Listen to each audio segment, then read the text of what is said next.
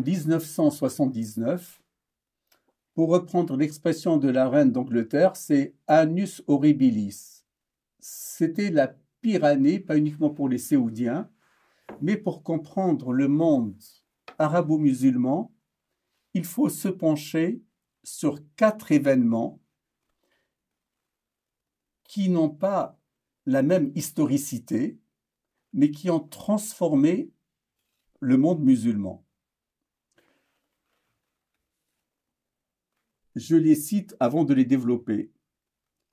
La chute du Shah d'Iran et surtout le retour de Khomeini. Les accords de Camp David,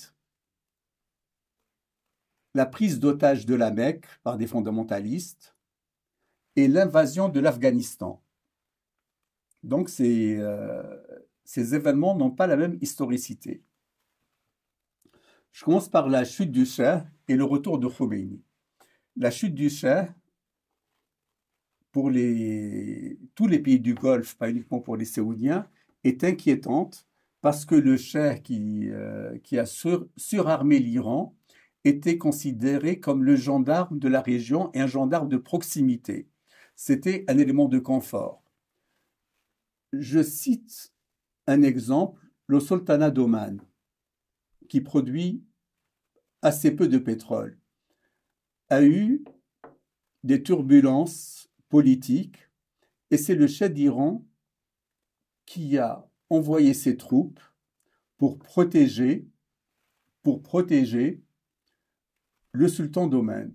Et ces troupes sont restées plus de 10 ans. Ils ont quitté avec la chute du Shah. Maintenant, je reviens à Khomeini.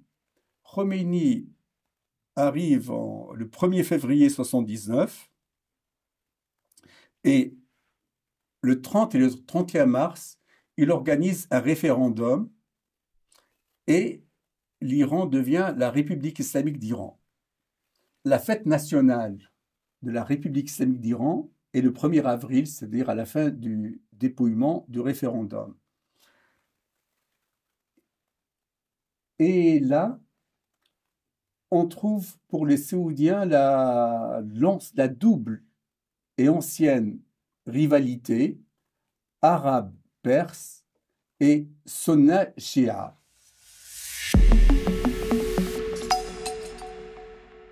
Les accords de Camp David au mois de mars. Le président Sadat, signataire des accords de Camp David, est aussi président de l'Égypte, qui est le berceau des frères musulmans. Les frères musulmans, pour eux, la signature des accords de Camp David était un catalyseur. Ils mobilisent les troupes, sachant que les frères musulmans, en grande partie de leur idéologie, est opposée à celle des salafistes.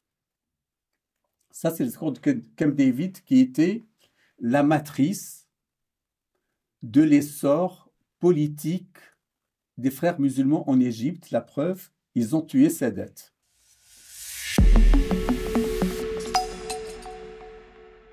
Le 20 novembre 1979, Awel Muharram, 200 fondamentalistes lourdement armés attaquent la grande mosquée.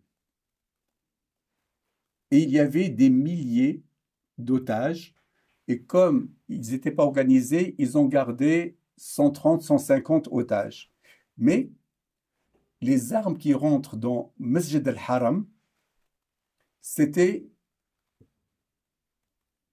un choc pour le régime saoudien. Il n'était pas préparé.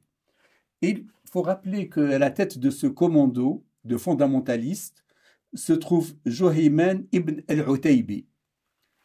Al-Utaybi est issu d'une puissante famille de Najd, qui est le berceau de la maison El Saoud. Et c'est un ancien de la garde royale, un militaire, ancien de la garde royale. Par la suite, le roi Khaled a passé 3 jours à se réunir avec les ulama pour obtenir une fatwa qui autorise qu'on pénètre avec des armes dans le haram.